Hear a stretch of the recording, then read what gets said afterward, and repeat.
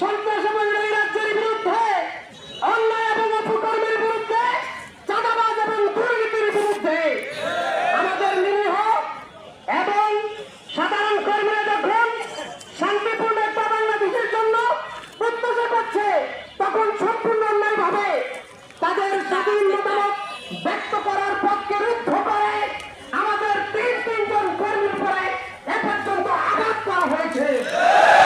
জামাত ইসলামী কোনোভাবেই একজন কর্মীর রক্ত থাকতে এরকম অন্যায় মেনে নিতে পারে না।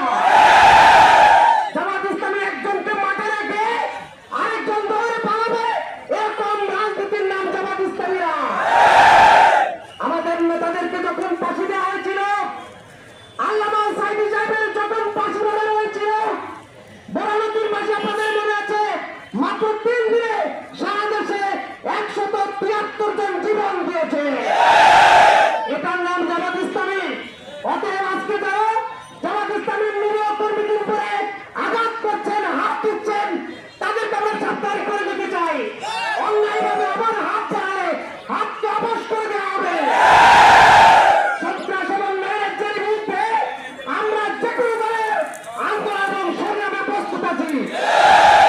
আমরা প্রশাসনকে উদ্দেশ্যে বলতে চাই, প্রশাসনের কাজ হলো দেশের শান্তি শৃঙ্খলা, শান্তি